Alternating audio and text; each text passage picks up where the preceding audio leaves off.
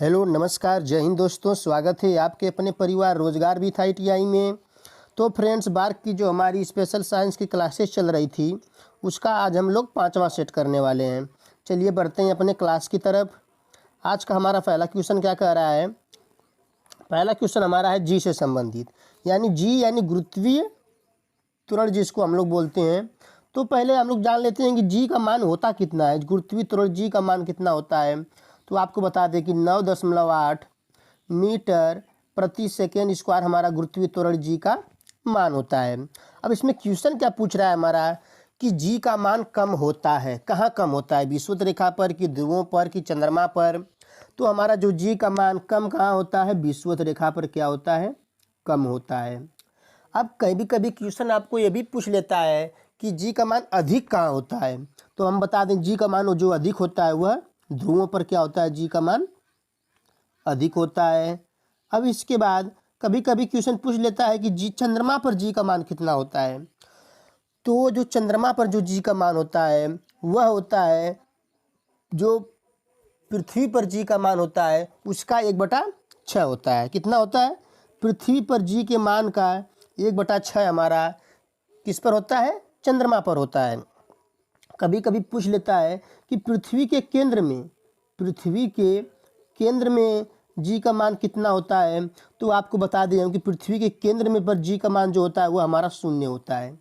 ठीक है, तो जी से संबंधित आपको कितने क्वेश्चन देखने को मिले। पहला तो हमारा था कि जी जो है उसका मान कितना होता है, तो 9.8 मीटर प्रति सेकेंड स्क्वायर हो जाएगा।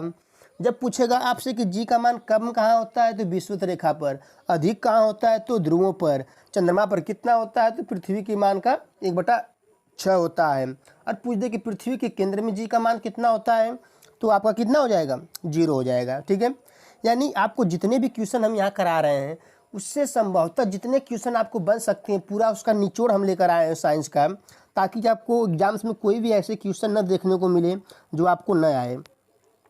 चलिए बढ़ते हैं नेक्स्ट क्वेश्चन की तरफ। हमारा उद्देश्य है दोस्तों कि आपको जितने क्वेश्चन ला रहे हैं उससे सभी क्वेश्चन से 8-10 क्वेश्चन आपको नए देखने को मिले। अगला क्वेश्चन क्या कह रहा है, कोई वस्तु द्रव में अंशतः या पूर्णतः डुबाई जाती है। कोई वस्तु द्रव में यानी पानी में अंशतः यानी थोड़ा बहुत डुबाई जाए या पूरा डुबाई जाए तो उसके बारे में उसके भार में कमी प्रतीत होती है। यहाँ पे भार होगा तो उसके भार में कमी प्रतीत होती है। तो क्यों कमी प्रतीत होती है? तो वह जो कमी होती है वह उत्प्लावन बल के कारण कमी प्रतीत होती है। किस बल के कारण? उत्प्लावन बल के कारण हमारी उसके भार में क्या होती है, कमी प्रतीत होती है। आपको ऐसा लगेगा जब कोई भारी चीज़ अगर आप डुबाने जाएंगे पानी में या द्रव में तो उसके भार में वो हल्की लगेगी आपको डुबाते वक्त। तो वह किस कारण होती है? तो वह उत्प्लावन बल के कारण होती है। और उत्प्लावन बल का सिद्धांत किसने दिया था? तो वह सिद्धांत जो दिए थे वह हमारे थे आर्किमिडीज ने दिया था। ठीक है, उत्प्लावन बल का जो सिद्धांत आर्किमिडीज ने उत्प्लावन बल का सिद्धांत दिया था। ये भी यहाँ से क्वेश्चन एक तैयार होता है आपका। आर्किमिडीज ने उत्प्लावन बल का सिद्धांत दिया था। अब ये बात करेगा पृष्ठ तनाव की बात की जा रही है। तो पृष्ठ तनाव इसका मतलब क्या है? तो जब गड्ढे में भरे पानी पर मिट्टी का तेल छिड़कने पर मच्छर क्या होते हैं, मर जाते हैं। ये सुना होगा आपने। तो पूछ देगा आपको क्वेश्चन में कि गड्ढे में भरे पानी पर मिट्टी का तेल छिड़कने पर मच्छर मर जाते हैं, तो वह क्यों मरते हैं? तो वह आपके पृष्ठ तनाव के कारण ही मरते हैं। ठीक है, यहाँ से भी एक क्वेश्चन आपका तैयार हुआ। चलिए अगला क्वेश्चन देखते हैं। अपवर्तन शब्द आ रहा है। अपवर्तन के बारे में हम पीछे भी काफ़ी चर्चा किए थे। कभी कभी आपको देखते होंगे पानी में कोई बर्तन में अगर पानी भरा हुआ है तो पानी में अगर कोई छड़ डुबाई जाए तो वह छड़ हमें क्या ऐसा लगता है कि वह मुड़ी हुई है। वह छड़ क्या है, मुड़ी हुई है।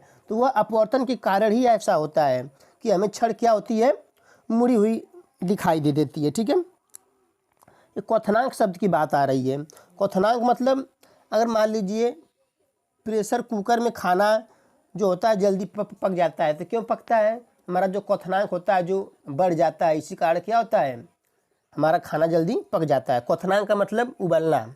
ठीक है, जिस ताप पर क्या हो, कोई चीज़ उबलने लगे। चलिए नेक्स्ट क्वेश्चन देखते हैं। अगला क्वेश्चन कह रहा है पृथ्वी के लिए पलायन वेग का मान कितना है। अब पलायन वेग का क्या होता है, तो पलायन वेग वह वेग होता है, जैसे मतलब पृथ्वी से हम कोई वस्तु फेंक रहे हैं, तो वह वस्तु अगर दोबारा न आए पृथ्वी पर, वह क्या हो जाए, पलायन कर जाए। पलायन करने का मतलब वह पृथ्वी के पर दोबारा आए ही न, वह पृथ्वी के क्षेत्र से कहाँ चली जाए, बाहर चली जाए। उसी को हम लोग क्या कहते हैं, पलायन वेग कहते हैं। तो यह बात कर रहा है कि पलायन वेग होगा क्या। तो पृथ्वी के लिए जो पलायन वेग होता है वह 11.2 किलोमीटर प्रति सेकेंड, यानी अगर इस स्पीड से कोई वस्तु हम फेंक रहे हैं तो वह पृथ्वी पर नहीं आएगी। यही बात की जा रही है। यह देखिए सूर्य के लिए पलायन वेग, अब सभी के लिए पलायन वेग का मान यहाँ पे है, तो यह सूर्य के लिए पलायन वेग हो गया। और यह जो पलायन वेग हमारा किसके लिए, चंद्रमा के लिए। ये क्वेश्चन ले रहे हैं आपको, और उससे जितने क्वेश्चन बन रहे हैं सभी हम पूरी तरह करा रहे हैं। तो आप लोगों को बस जितना हम मेहनत कर रहे हैं उसकी थोड़ी भी मेहनत आप लोग कर लेंगे तो आपका एग्ज़ाम क्वालिफाई हो जाएगा। क्योंकि जो आपका बार का जो फर्स्ट स्टेज है वह सिर्फ और सिर्फ क्वालिफाई नेचर है। आपको 50 क्वेश्चन में 20 क्वेश्चन सही करने हैं, आपका फर्स्ट स्टेज क्वालिफाई हो जाएगा। और 20 क्वेश्चन आपके साइंस के ही आने हैं, 20 मैथ के आएंगे, 10 आपके जीके जीएस है। तो ऐसी पूरी कोशिश करिए कि आपके जो साइंस है 20, उसमें से 12 से 15 क्वेश्चन आप पूरी तरह कर ले जाएं, तभी आपका क्या होगा, फर्स्ट स्टेज क्वालिफाई होगा।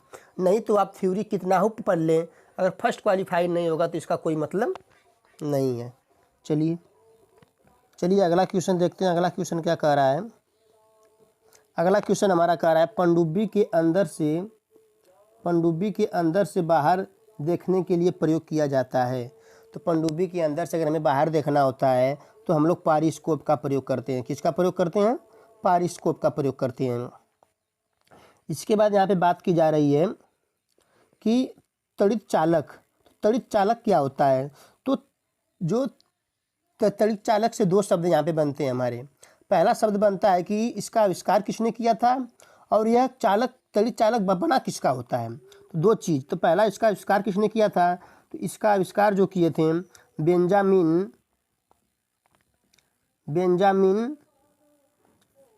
फ्रैंकलिन ने किया था। इसका जो आविष्कारक बेंजामिन फ्रैंकलिन ने किया था, ठीक। और यह बना किसका होता है, किस धातु का बना होता है तड़ित चालक, तो हमारा तांबा का बना होता है। दो क्वेश्चन यहाँ पे मिले तड़ित चालक से। ऑप्टिकल फाइबर के आविष्कारक कौन थे, एक क्वेश्चन यहाँ पे पूछता है ऑप्टिकल फाइबर के आविष्कारक कौन थे। तो इसके जो आविष्कार किए थे वह ऑप्टिकल फाइबर के आविष्कारक TH माइमान हो जाएंगे। TH माइमान ये हमारे क्या हैं, ऑप्टिकल फाइबर के आविष्कारक हो जाएंगे। और यहाँ से कितने क्वेश्चन आपको मिले, यहाँ से संभवतः आपको 4-5 क्वेश्चन देखने को मिले होंगे, और सभी क्वेश्चन आपके एग्जाम के लिए काफ़ी इंपॉर्टेंट क्वेश्चन है। अगला क्वेश्चन कह रहा है प्राथमिक सेल है। तो प्राथमिक सेल जो हमारा होता है वह सूक्ष्म सेल होता है। प्राथमिक सेल क्या होता है, सूक्ष्म सेल होता है। अब सूक्ष्म सेल में संग्रहित ऊर्जा होती है।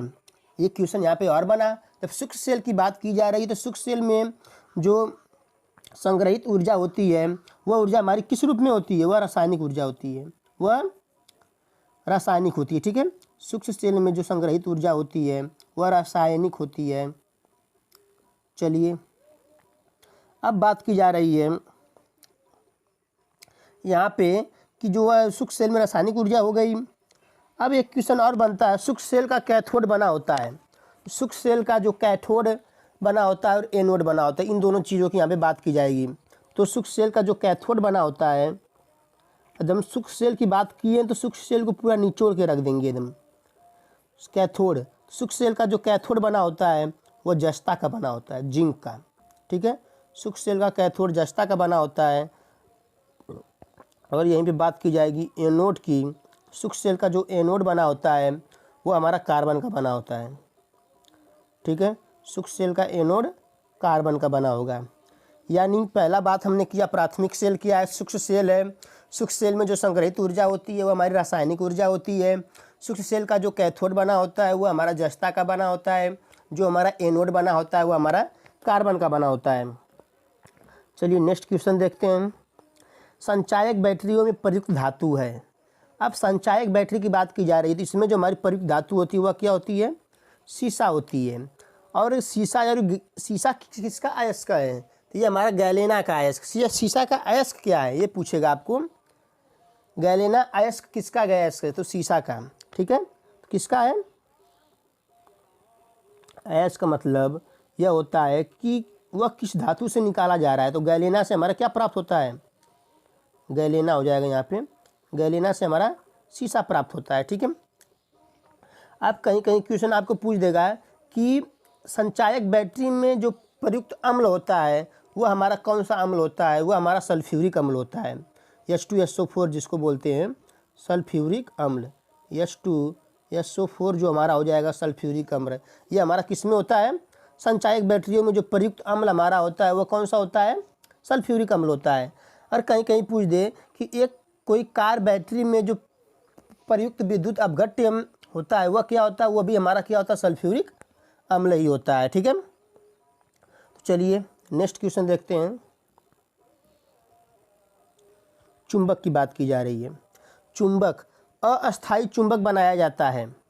अब चुंबक से जितने भी संभवतः क्वेश्चन आपको मिलेंगे यहाँ पे सभी क्लियर हो जाएंगे। तो बोल रहा है अस्थायी चुंबक। एक चुंबक हमारा अस्थायी होगा, एक अस्थायी होगा। जो हमारा अस्थायी होगा वह हमारा नर्म लोहे का बना होगा। ध्यान दीजिए, जो हमारा अस्थायी होगा वह नर्म लोहे का बना होगा। जो हमारा अस्थायी होगा वह इस्पात का बना होगा। किसका बना होगा? इस्पात, जिसको हम लोग स्टील बोलेंगे। ये हमारा क्या हो गया? अस्थायी चुंबक। किसका बना होगा? इस्पात का बना होगा। ठीक है, अब इससे क्वेश्चन क्या बनता है? पूछ लेगा आपको कि पहला एक और क्वेश्चन यहाँ पे बन रहा है, जो हमारा प्राकृतिक चुंबक होता है वह किसका बना होता है? प्राकृतिक चुंबक जो होता है हमारा वह लोहे का ऑक्साइड होता है। प्राकृतिक चुंबक को हम क्या कहते हैं? लोहे का ऑक्साइड। ये हमारा प्राकृतिक चुंबक किसका होता है? लोहे के ऑक्साइड को कहते हैं। ठीक है, लोहे के ऑक्साइड को प्राकृतिक चुंबक कहते हैं। और जो इस्पात का हमारा अस्थायी चुंबक बना होता है और नर्म लोहे का हमारा अस्थायी चुंबक बना होता है। अब बात आती है कि चुंबक के समान ध्रुवों में क्या होता है? अगर हमारे दो चुंबक हैं, मान लीजिए दो चुंबक हैं, इनके ध्रुव समान हैं, यानी इधर भी पॉजिटिव इधर भी पॉजिटिव, इनके ध्रुव समान हैं। चुंबक के समान ध्रुव में विकर्षण होता है, यानी एक दूसरे को क्या होंगे? विपरीत जाएंगे, एक दूसरे के विपरीत जाएंगे, विकर्षण होगा, दूर भागेंगे। अगर असमान ध्रुव होगा यानी एक तरफ माइनस एक तरफ प्लस हो गया तो आपस में क्या होंगे? चिपक जाएंगे। ठीक है, आपस में चिपक जाएंगे। अब कहीं कहीं बात अगर कर देगा कि चुंबकत्व तो खत्म हो जाता है, चुंबकत्व उनका कैसे खत्म हो जाएगा? अगर चुंबक का चुंबकत्व जो गुण है वह कैसे खत्म होगा? तो वह हमारा खत्म हो जाता है पीटने या गर्म करने से। चुंबक का चुंबकत्व का जो गुण होता है वह पीटने या गर्म करने से क्या होता है? समाप्त हो जाता है। अब कहीं कहीं बात कर देगा कि चुंबकीय सुई जो संकेत करती है, किधर संकेत करती है? तो चुंबकीय सुई हमेशा, जैसे ये हमारा होता है ना ईस्ट वेस्ट नॉर्थ साउथ, तो चुंबकीय सुई हमेशा उत्तर की तरफ, नॉर्थ की तरफ क्या करती है?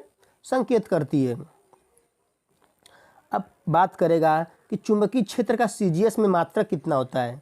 CGS में चुंबकीय क्षेत्र का जो मात्रक होता है वह हमारा क्या होता है? वह हमारा गॉस होता है। ठीक है, अब पूछ देगा अगर चुंबकीय क्षेत्र की तीव्रता का SI मात्रक, या तीव्रता का SI मात्रक अगर पूछ देगा, तीव्रता का SI मात्रक, तो हमारा क्या होता है? टेस्ला। क्या होता है? चुंबकीय क्षेत्र की तीव्रता का SI मात्रक क्या होता है? टेस्ला हो जाएगा, या टेस्ला भी कह सकते हैं, या वेबर मीटर स्क्वायर, या वेबर ये भी होता है हमारा, या वेबर मीटर स्क्वायर हो जाएगा। ठीक है, तो चलिए आगे बढ़ते हैं नेक्स्ट क्वेश्चन की तरफ। एक क्वेश्चन और देख लीजिए यहाँ पे, और पूछ देगा आपको कि विद्युत धारा के चुंबकीय प्रभाव को सर्वप्रथम किसने अवलोकित किया था? जो विद्युत धारा का जो चुंबकीय प्रभाव होता है उसको सर्वप्रथम किसने अवलोकित किया था? तो बता सकते हैं और स्टेड ने। किसने अवलोकित किया था? तो और स्टेड ने क्या किया था? विद्युत धारा के चुंबकीय प्रभाव को सर्वप्रथम अवलोकित किया था। चलिए नेक्स्ट क्वेश्चन की तरफ बढ़ते हैं। ध्रुव पर नमन कोण होता है, तो ध्रुव पर नमन कोण हमारा क्या हो जाएगा, 90 डिग्री हो जाएगा। ठीक है। एक क्वेश्चन यहाँ पे आ रहा है कि चुंबकीय सुई का अक्ष भौगोलिक अक्ष के साथ कोण बनाता है। तो चुंबकीय सुई की जो अक्ष होती है वो भौगोलिक अक्ष के साथ 18 डिग्री का कोण बनाती है। और एक क्वेश्चन यहाँ पे 0 डिग्री जो होता है विषुवत रेखा पर जो नति कोण हमारा होता है वो हमारा कितना हो जाएगा, तो वो हमारा हो जाएगा 0 डिग्री हो जाएगा। नति कोण हमारा 0 डिग्री हो जाएगा। चलिए अच्छा क्वेश्चन आ रहा है कि डायनमो परिवर्तित करता है। तो डायनमो जो होता है वह हमारा क्या करता है, वह यांत्रिक ऊर्जा को विद्युत ऊर्जा में क्या करता है, बदलता है। डायनमो क्या करेगा, यांत्रिक ऊर्जा को विद्युत ऊर्जा में बदलेगा। और विद्युत ऊर्जा को यांत्रिक ऊर्जा में कौन बदलता है, यह हमारा होता है विद्युत मोटर। यह हमारा जो विद्युत मोटर होता है, विद्युत मोटर हमारा विद्युत ऊर्जा को यांत्रिक ऊर्जा में बदल देगा। ठीक है। उसके बाद रासायनिक ऊर्जा को विद्युत ऊर्जा में कौन बदलता है, तो हमारी जो बैटरी होती है वह रासायनिक ऊर्जा को विद्युत ऊर्जा में बदलती है। वह क्या होती है, बैटरी होती है। तो 3 क्वेश्चन यहाँ पर तैयार हुए। यांत्रिक ऊर्जा को विद्युत ऊर्जा में हमारा डायनमो परिवर्तित करेगा, और विद्युत ऊर्जा को यांत्रिक ऊर्जा में विद्युत मोटर करेगा, और रासायनिक ऊर्जा को विद्युत ऊर्जा में हमारी बैटरी करेगी। नेक्स्ट क्वेश्चन देखते हैं। ट्रांसफार्मर प्रयुक्त होता है। ट्रांसफार्मर केवल एसी परिपथ में प्रयुक्त होता है। ठीक है, ये आपको जानकारी होनी चाहिए। अल्टरनेट करंट जो होता है हमारा एसी परिपथ। ठीक है। ये क्वेश्चन आता है ट्रांसफार्मर का कार्य क्या होता है। तो यह उच्च एसी वोल्टेज को, यह उच्च यानी हाई एसी वोल्टेज अगर होगा, हाई एसी करंट को, हाई एसी वोल्टेज को, ठीक है, हाई एसी वोल्टेज को क्या करता है, यह निम्न एसी वोल्टेज में क्या करेगा, निम्न एसी वोल्टेज में करेगा, और निम्न एसी वोल्टेज को उच्च एसी वोल्टेज में परिवर्तित करेगा। ठीक है, यानी इसका दोनों कार्य है। उच्च एसी वोल्टेज को निम्न एसी वोल्टेज में करेगा, और निम्न एसी वोल्टेज को उच्च एसी वोल्टेज में क्या करेगा, ये परिवर्तित करेगा। और रेक्टिफायर की बात अगर की जाए तो रेक्टिफायर क्या करता है, वह एसी को डीसी में बदल देगा। एसी को डीसी में बदल देता है कौन, जो रेक्टिफायर सेट होता है हमारा, एसी को डीसी में बदल देगा। तो 2-3 क्वेश्चन यहाँ पे मिले आपको। पहला क्वेश्चन क्या था, ट्रांसफार्मर प्रयुक्त होता है, तो वह हमारा कहाँ प्रयुक्त होता है, केवल एसी परिपथ में होता है। और ट्रांसफार्मर का कार्य क्या होता है, तो वह क्या करता है कि उच्च एसी वोल्टेज को निम्न एसी वोल्टेज में बदलेगा, या फिर निम्न एसी वोल्टेज को उच्च एसी वोल्टेज में बदलेगा। और उसके बाद रेक्टिफायर क्या करेगा, तो एसी को क्या करेगा, वो डीसी में परिवर्तित कर देगा। अगला क्वेश्चन क्या कह रहा है कि फ्यूज का तार बना होता है। तो फ्यूज का तार जो हमारा बना होता है, जो फ्यूज लगा होता है बोर्ड में हमारे, वो हमारा किसका बना होता है, शीशा और टीन का बना होता है। ठीक है। जो हमारा हीटर का तार बना होता है वो हमारा नाइक्रोम का बना होता है। इसको भी ध्यान दीजिए। अगला क्वेश्चन क्या कह रहा है हमारा, टेलीफोन के आविष्कारक थे। तो टेलीफोन के आविष्कारक हमारे कौन थे, ग्राहम बेल थे। टेलीफोन के आविष्कारक ग्राहम बेल। न्यूटन ने गुरुत्वाकर्षण का नियम दिया था। गैलीलियो ने दूरबीन का आविष्कार किया था। और आर्किमिडीज ने क्या किया था, उत्प्लावन बल का सिद्धांत दिया था। चलिए नेक्स्ट क्वेश्चन क्या कह रहा है, कैंसर का अध्ययन कहलाता है। कैंसर का जो अध्ययन होता है हमारा वह क्या कहलाता है, तो जो कैंसर का अध्ययन होता है वह हमारा ओनोकोलॉजी कहलाता है। कैंसर का अध्ययन ओनोकोलॉजी हो जाएगा। और कैंसर के इलाज में जो प्रयोग क्या किया जाता है, कोबाल्ट 60। यह ध्यान दीजिए, कई बार पूछा गया क्वेश्चन है, कैंसर के इलाज में क्या प्रयोग करते हैं, तो कोबाल्ट 60 का प्रयोग करते हैं हम लोग कैंसर के इलाज में। और कोबाल्ट में क्या पाया जाता है, कोबाल्ट में हमारा विटामिन B12 पाया जाता है। कोबाल्ट में विटामिन B12 पाया जाता है, और इसका यूज हम लोग कैंसर के इलाज में करते हैं। एक कीमोथेरेपी का नाम आ रहा है, तो इसका इस्तेमाल हम लोग कैंसर के इलाज के लिए करते हैं। कीमोथेरेपी का इस्तेमाल भी कैंसर के इलाज के लिए करते हैं। चलिए नेक्स्ट क्वेश्चन की तरफ बढ़ते हैं। डिप्थीरिया रोग से प्रभावित होता है। तो डिप्थीरिया रोग से हमारा क्या प्रभावित होता है, गला प्रभावित होता है। इसको भी ध्यान दीजिए आप लोग। अब बात कर रहा है HIV द्वारा होने वाला रोग है, तो हमारा कौन सा रोग है? एड्स। HIV द्वारा कौन सा रोग होगा? एड्स होगा, ठीक है। और HIV की जांच के लिए क्या प्रयोग करते हैं हम लोग? तो एलिसा टेस्ट होता है HIV की जांच के लिए। यहाँ पे समझ लीजिए, एलिसा टेस्ट जो होता है HIV के जांच के लिए प्रयुक्त होता है। चलिए नेक्स्ट क्वेश्चन बढ़ते हैं। बोल रहा है लेंस की क्षमता का मात्रक। लेंस की क्षमता का मात्रक हमारा क्या होता है? डायोप्टर होता है, ठीक है। एक हमारा शब्द यहाँ पे आ रहा है हाइग्रोमीटर। ये वायुमंडल की क्या नापेगा? आर्द्रता। वायुमंडल की आर्द्रता नापने के लिए क्या प्रयोग करते हैं हम लोग? क्या जाएगा? हाइग्रोमीटर। और हाइड्रोमीटर क्या होता है हमारा? द्रवों का आपेक्षिक घनत्व। द्रवों के आपेक्षिक घनत्व का मापन कौन करेगा? हमारा हाइड्रोमीटर हो जाएगा। द्रवों के आपेक्षिक घनत्व का मापन हाइड्रोमीटर कर देगा। और हाइग्रोमीटर जो होता है आर्द्रता का मापक करता है, ठीक है। नॉटिकल मील आ रहा था शब्द, यहाँ पे नॉटिकल मील लिखा है, इसको भी देख लेते हैं। तो नॉटिकल मील का अर्थ है कि यह क्या होता है? तो समुद्री दूरी मापने की इकाई। समुद्री दूरी मापने की इकाई क्या होती है? नॉटिकल मील होती है। इसको भी आप लोग ध्यान दीजिए। अगला क्वेश्चन कह रहा है डॉपलर प्रभाव संबंधित है। तो डॉपलर प्रभाव जो होता है हमारा, यह ध्वनि से संबंधित होता है। किससे संबंधित है? ध्वनि से संबंधित। चलिए नेक्स्ट क्वेश्चन की तरफ बढ़ते हैं। नेक्स्ट क्वेश्चन क्या कह रहा है हमारा? बोल रहा है उदासीन विलयन का pH मान। pH मान के बारे में हम काफ़ी चर्चा कर चुके हैं। तो pH मान जो होता है, pH मान, इसके जो निर्धारण किसने किया था? तो pH मान का निर्धारण हमारा सारेंसन ने किया था। किसने किया था? सारेंसन ने। pH मान का निर्धारण सारेंसन ने किया था। इस बात को आप लोग ध्यान दीजिएगा। तो उदासीन विलयन का pH मान जो होता है हमारा 7 होता है, ठीक। अब यहीं पे बात करेगा अम्लीय विलयन का। तो जो अम्लीय विलयन का pH मान होता है वह 7 से कम होता है। ये किसका pH मान है? अम्लीय विलयन का, जो कि 7 से कम होता है। अम्लीय विलयन का अगर 7 से कम हो गया है तो 7 से अधिक किसका हो जाएगा? तो ये हमारा किसका हो जाएगा? क्षारीय विलयन का। देखिए 3-4 क्वेश्चन यहाँ पे तैयार हुए आपको कि pH मान का निर्धारण किसने किया था? तो सारेंसन ने किया था। उदासीन विलयन का pH मान 7 होता है और 7 से कम हमारा अम्लीय विलयन का हो जाएगा और 7 से अधिक हमारा क्षारीय विलयन का हो जाएगा। चलिए नेक्स्ट क्वेश्चन की तरफ बढ़ते हैं। नेक्स्ट क्वेश्चन क्या कह रहा है? नेक्स्ट क्वेश्चन हमारा आ रहा है कि अम्लों का स्वाद होता है। अम्लों का स्वाद होता है। तो अम्लों का स्वाद क्या होता है? खट्टा होता है, ये तो सबको पता है। और कड़वा किसका स्वाद होता है? कड़वा या तीखा बीज को हम बोल सकते हैं। ये हमारा किसका होता है? ये हमारा क्षार का होता है। अगर अम्ल और क्षार की बार बार बात की जा रही है तो इसकी पहचान कैसे करते हैं इसके बारे में भी जान लेते हैं। तो अगर देखिए नीला एक हमारा लिटमस पेपर आता है। अगर नीला लिटमस पेपर को अगर लाल अगर हो जाएगा, अगर जो अम्ल या क्षार हमको पहचान तो पता नहीं है, अगर उसमें हम डुबा रहे हैं, मान लीजिए डुबा रहे हैं, तो अगर हम लोग अम्ल में डुबाएंगे तो वह नीला लिटमस पेपर क्या हो जाएगा? लाल हो जाएगा।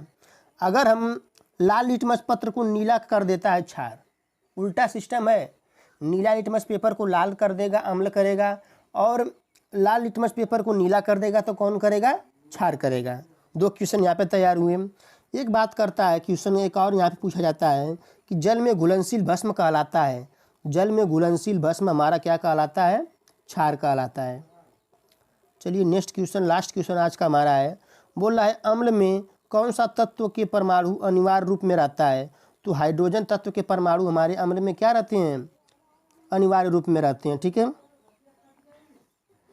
एक क्वेश्चन यहाँ पे अम्ल की बात की जा रही है तो पूछ देगा आपसे कि प्रयोगशाला में उपयोग में लाया जाने वाला जो लिटमस पत्र कहाँ से प्राप्त किया जाता है? जो लिटमस पत्र होता है हमारा वो लाइकेन से प्राप्त करते हैं हम लोग। कहाँ से? जो लिटमस पत्र लाइकेन से। चलिए जो लिटमस पेपर हम लोग प्राप्त करते हैं वह कहाँ से प्राप्त करते हैं? वह लाइकेन से प्राप्त करते हैं। तो इस प्रकार आज का जो सेशन था काफ़ी शानदार सेशन था। काफ़ी अच्छे से क्वेश्चन आपको देखने मिले और सभी क्वेश्चन को जितने संभवतः क्वेश्चन थे हमने सभी आपको पूरी तरह कराएं। और मैं आशा करता हूँ कि आपको ज़रूर वीडियो पसंद आया होगा। अगर वीडियो पसंद आ रहा है, अगर वीडियो को कंटिन्यू करना है तो कमेंट बॉक्स में ज़रूर मैसेज करिए और दोस्तों को शेयर करिए, जिससे हमें मोटिवेशन मिलता रहे और आपके आगे की वीडियो भी इसी तरह आपको देते रहें। तो इस प्रकार अपने वीडियो को समाप्त करते हैं। मिलते हैं नेक्स्ट वीडियो में, तब तक के लिए जय हिंद।